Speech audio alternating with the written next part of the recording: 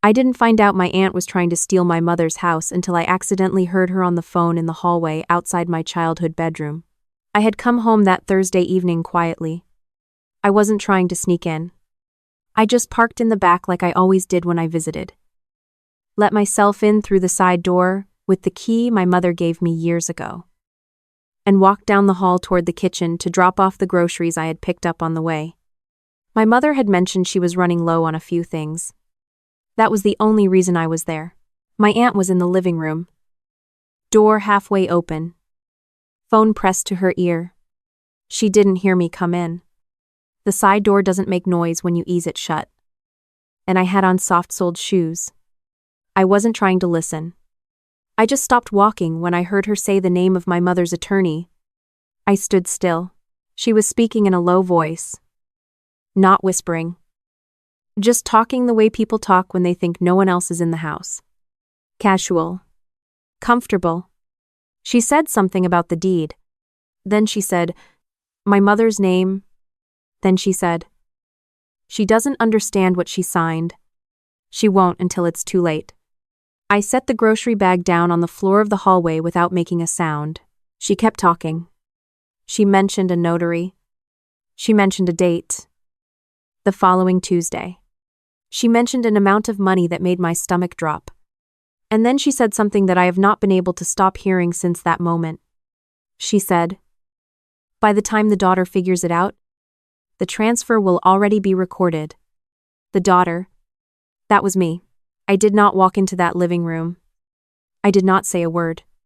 I picked the grocery bag back up, walked back to the side door, and let myself out the same way I came in. I sat in my car in the back driveway for 11 minutes. I know it was 11 minutes because I watched the clock on my dashboard the entire time, waiting for my hands to stop shaking.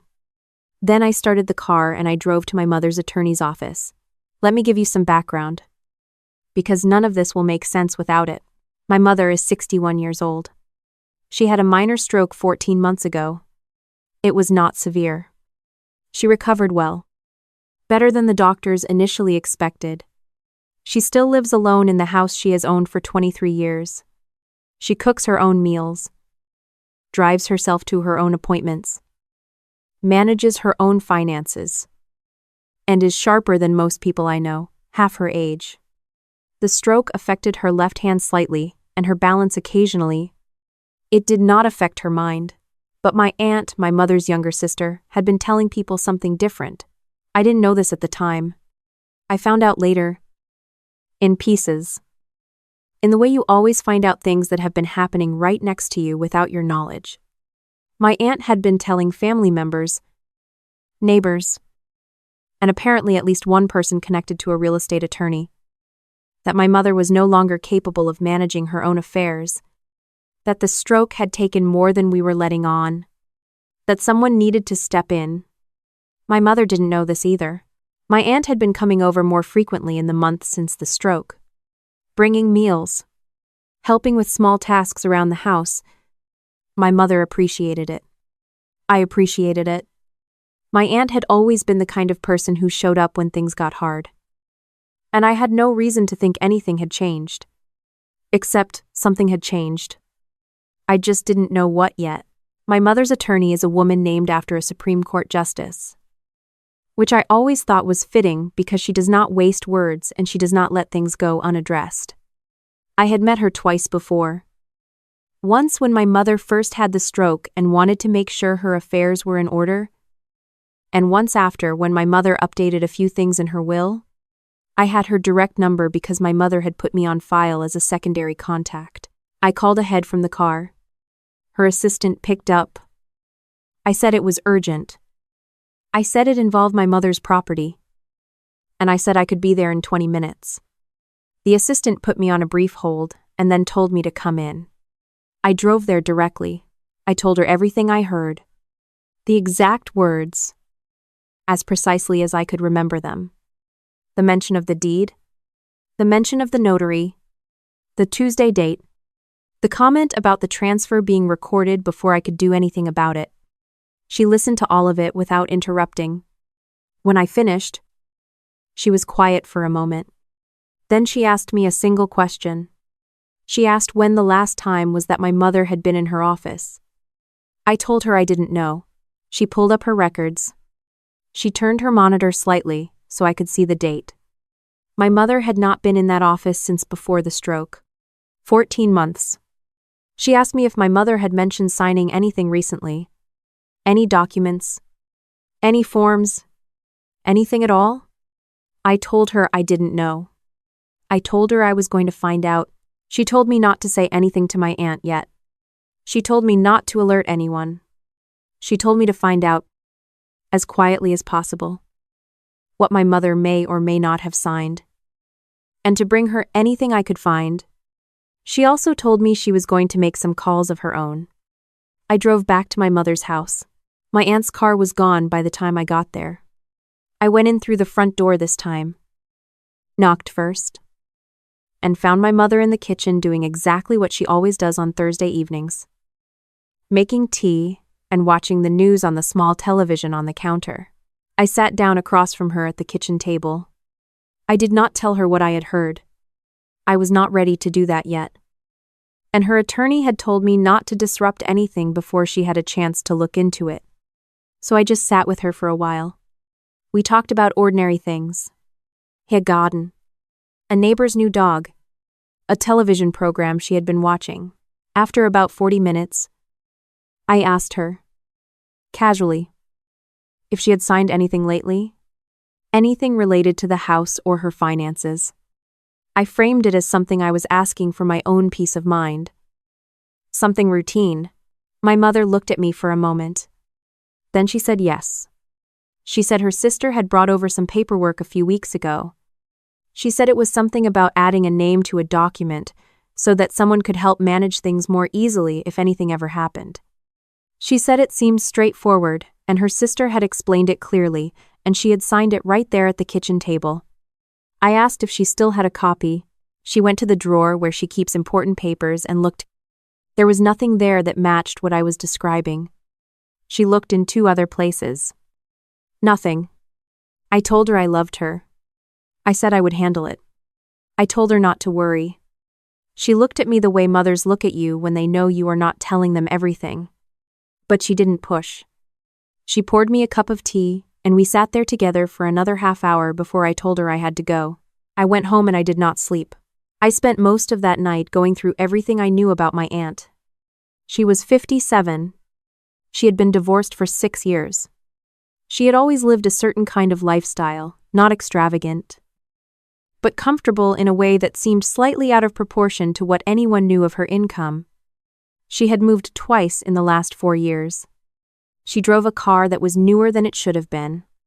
None of this had ever seemed like anything more than her own business until now. I thought about the money amount I had heard her mention on the phone. The house my mother had owned for 23 years was in a neighborhood that had changed significantly over that time. It was worth considerably more than my mother had paid for it. More than my mother fully appreciated. Because she wasn't the kind of person who thought about her home as an investment. She thought about it as her home. By morning, I had put enough together to understand what I was likely dealing with.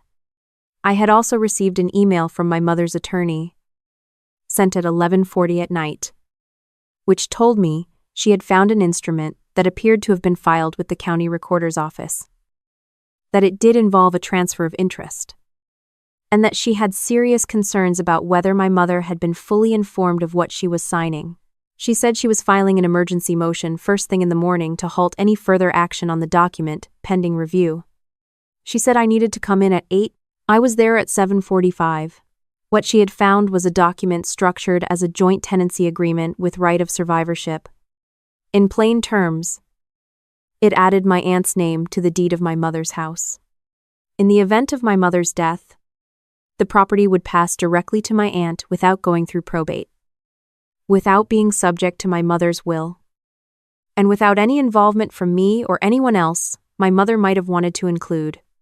It had been notarized. It had been filed. My aunt had not done this through my mother's attorney. She had used someone else. Someone my mother had never met. Someone who had come to the house on a Saturday morning 3 weeks ago. According to what my mother later told us, and who had been introduced as a friend of my aunt's, who was helping with some family paperwork.